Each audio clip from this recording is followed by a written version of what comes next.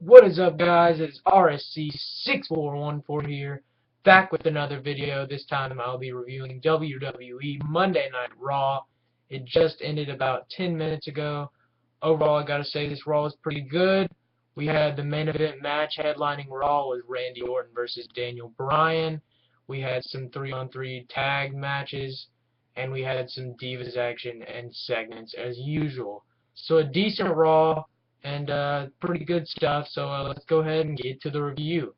First thing we had was Randy Orton. He came out and said that he shouldn't be facing these guys in Elimination Chamber, talking about Cesaro, Christian, Bryan, Sheamus, and Cena. He says he's beaten them all in the past, so why should he face them and put his title on the line now?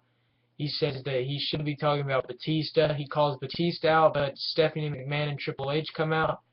They say, Randy, we know that you're confident and we know that you've beaten him before, but you need to show us that you're the face of the WWE by beating all of these 5 superstars in the chamber. They say that over the course of the next few weeks leading up to Elimination Chamber pay-per-view, you're going to be facing each person in the chamber in singles action leading up to the chamber. So I guess he'll be facing the 5 guys that are in the chamber in the next few weeks on Raw and SmackDown. She says your first opponent tonight that you'll be facing is Daniel Bryan. Triple H starts doing the yes. Crowd gets a big pop. You heard CM Punk chants opening Raw and when Stephanie McMahon came out. And that basically started off the night. And we had a 3-on-3 tag match. The Shield versus Rey Mysterio, Kofi Kingston, and Big E Langston. This match was good, back and forth action, good match to open up Raw. I enjoyed it. The 3-on-3 tag matches with the Shield are always pretty good, especially with the likes of Rey Mysterio, high flyers, exciting wrestlers. This match did not disappoint. Good stuff, back and forth. At one point, you had Reigns hit the Superman punch a couple times, that 6 spot where he jumps up in the air and nails somebody in the skull. That was pretty cool as always. Then you had, towards the end of the match, you had Roman Reigns setting up to hit the spear on Big E Langston. Dean Ambrose tags himself in. Roman Reigns looks at him like, what are you doing? I'm about to spear the crap out of him. They have some disagreement, but Dean Ambrose sets up, hits his finisher, the headlock driver on Big E Langston for the 1-2-3, the Shield win. Good match, and then right after that, Wyatt family appear on the Titantron. They cut this kind of creepy segment that the war has just begun and that they're talking about destroying the Empire, and the building his own empire is what Bray Wyatt's talking about. Luke Harper says something, and then Eric Rowan says, run. And then that kind of ends the segment. Good segment. Some good, sets up some good build between the Shield and the Wyatt family for the match at Chamber. And, yeah, so good stuff. Then we have Bad News Barrett. He gets up on that little thing he rises up in. He says last night's Super Bowl is the most watched event on TV. The bad news is that we spend so much time shoving food down our throats that we won't live till next year's Super Bowl. Jerry Lawler gets up, says he has bad news for Barrett. Jerry Lawler's at the commentary table. He says he might not be around next week. So maybe Bad News Barrett will be facing Jerry Lawler in the future for insulting him and cutting him off. Who knows? We may be seeing that in the next couple weeks, but I hope not. The second match we have is Christian versus Jack Swagger. If you remember, Christian beat Jack Swagger on Friday Night SmackDown to be the last guy to qualify and enter into the chamber for the WWE World Heavyweight Championship. This match was good as well, back and forth. I thought it was better than their match on SmackDown. It definitely got more time. It was good stuff from both guys. Jack Swagger tried to lock in the Patriot Lock or the Ankle Lock. Christian would counter a few times. Christian would end up jumping off almost like a side moonsault off the middle rope, and then he'd roll Jack Swagger up for the pinfall for the 1-2-3. Christian beats Jack Swagger. Jack Swagger argues with Zeb Coulter and Antonio Cesaro like he's the weak link of the Real Americans. And, yeah, that's basically it. Next match we have cage match, steel cage match for the tag team championships. The New Age Outlaws, the tag team champions of the world. The badass Billy Gunn, the Road Dogg, Jesse James, the New Age Outlaws, defending against the Rhodes brothers. This was not steel cage rules. This steel cage seemed to be set up just so no one could interfere in the match, like last week when they had the tag title match. Triple H announced, I think on Wednesday, that there was, during the interview with Michael Cole, that this match was going to happen in a steel cage and there would be a rematch so Goldust and Rhodes could get a fair shot at the titles. But this match, escaping over the cage or through the door is not an option. You can only win via pinfall or submission, so steel cage rules did not apply here. This match was the best match of the night, in my opinion, or one of the best matches with the Randy Orton and Daniel Bryan match. This match, back and forth, good stuff from both teams. The first 5 minutes were a little slow, but towards the end of the match, it picked up a lot. You had Cody Rhodes towards the end of the match. Road Dogg threw Goldust over the top rope. He slammed up against the steel cage. That took him out of the match.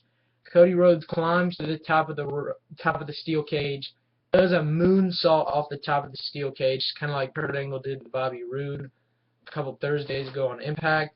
Cody Rhodes takes out Road Dogg from the top of the steel cage off the moonsault.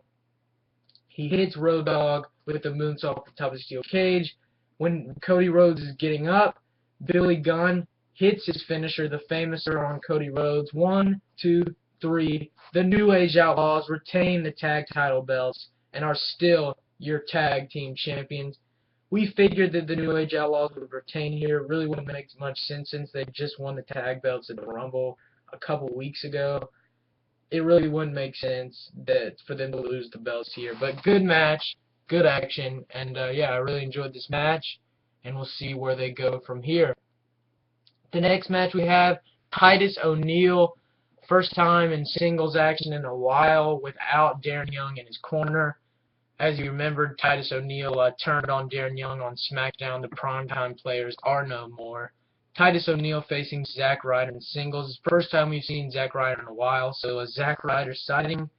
I'd prefer to see JTG, Yoshitatsu, or Kurt Hawkins, but hey, what are you going to do? Put Yoshitatsu, put Kurt Hawkins, and put JTG on TV, WWE.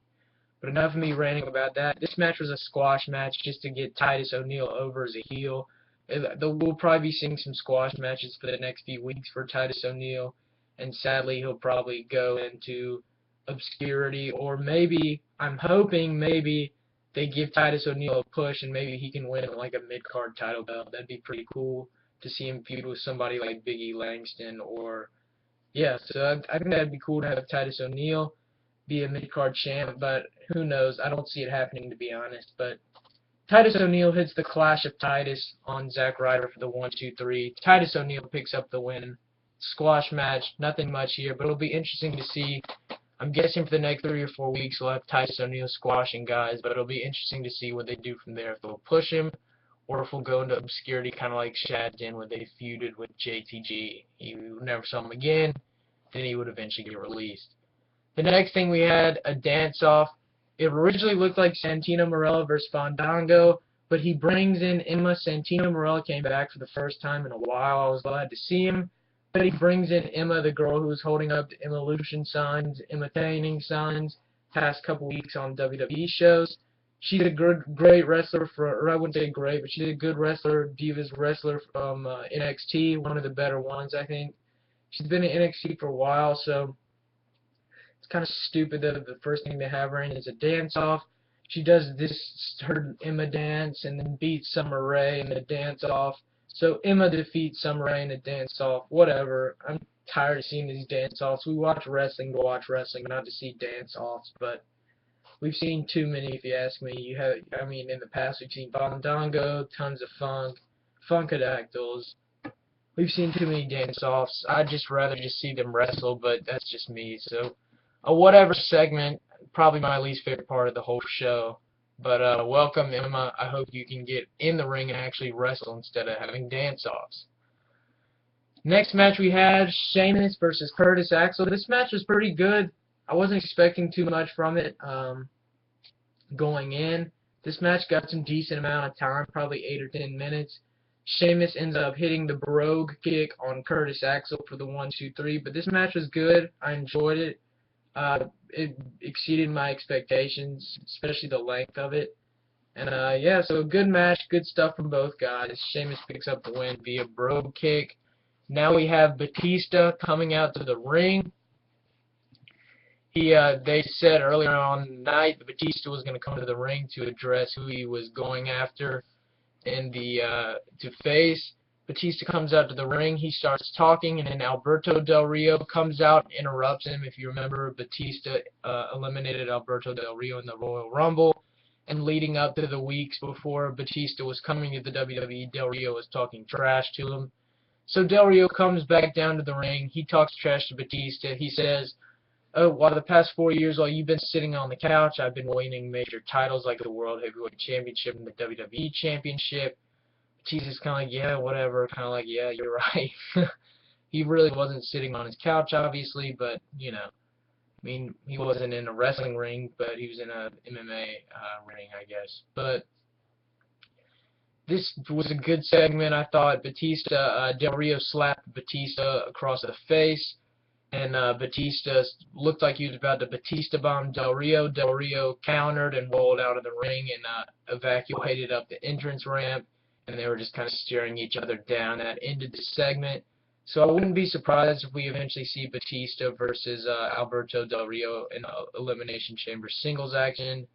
But you never know what you're going to get, really. But good segment. I enjoyed it. And, yeah.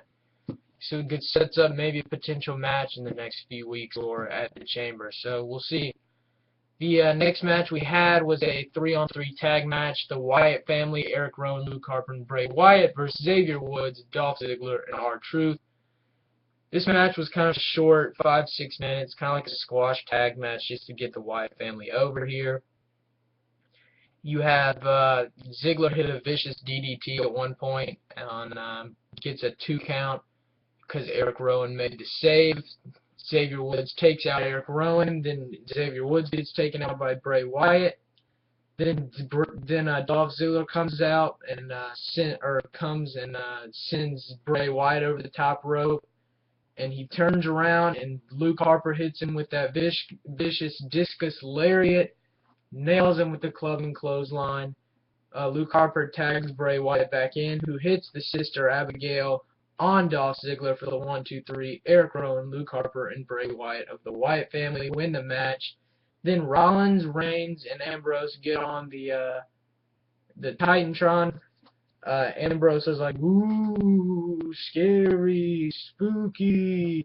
He's like, listen, I laughed during that because I thought it was kind of funny. He's like, listen, Bray, we're not anything like you. We're not a bonehead like you and don't live in a fantasy world like the Wyatts. Then he talks about war, and Bray Wyatt just is in the ring. He laughs and says he welcomes the war, and it's a war that they'll get, and we end it with that. Good stuff to set up the match between the Wyatts. Good build tonight between the Shield and the Wyatts to set up their match at Elimination Chamber.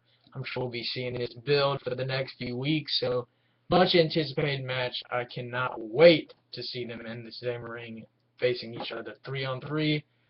Next match we had, Divas match, Naomi versus Oksana. AJ Lee was ringside. Alicia Fox was in Oksana's corner, and Cameron was in Naomi's corner. Naomi beat Oksana, short match, whatever. I could care less, to be honest. AJ Lee on commentary. She tries to get in the ring, but gets hit with the rear view. AJ does, rolls out of the ring, and Naomi ends up on top once again. So AJ Lee's the Divas champ, but yet they book her like she never does anything besides a pay-per-view. She retains, and that's about it. Seems like every time she's in a segment or a match, they bury her and have the person she's facing at a pay-per-view get the best of her every time on a Raw or SmackDown. I'd like to see her booked better on the regular shows, but that's just me. Whatever. Match, Naomi beat Oksana.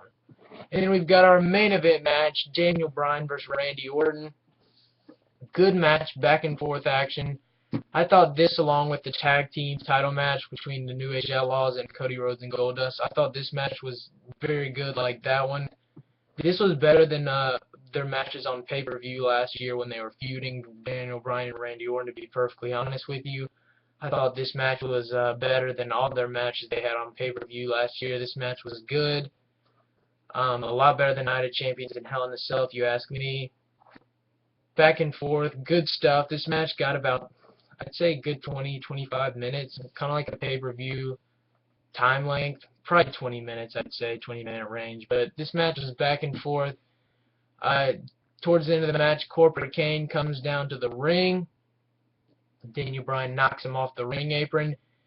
Corporate Kane comes at Daniel Bryan again. Daniel Bryan sidesteps, drop toe holds Corporate Kane. Kane nails his head on the steel steps. He gets taken out for a few minutes. Then Randy Orton tries to go for the RKO. Daniel Bryan counters, goes off the rope, hits a running knee on Randy Orton for the 1, 2, 3. Daniel Bryan picks up the win over Randy Orton in a solid, pretty good match. I enjoyed it. Good stuff back and forth. And after the match, Randy Orton and Corporate Kane attack Daniel Bryan. 2-on-1 beatdown. And Corporate Kane and Randy Orton get the best of Daniel Bryan at the end of the night, even though Bryan won the match. So I guess you have to get booking either way. It made Randy Orton look strong in the end, but Daniel Bryan beating the champion and pinning him made him look strong as well. So I have no problem with that. Overall, good show. Decent show, I'd say. Overall grade, I'd give it 5.5 out of 10. 5.5, 5.5 out of 10 is the overall grade I'd give tonight's Raw. I hope you enjoyed this video. Check out my other videos and subscribe. Thanks, guys.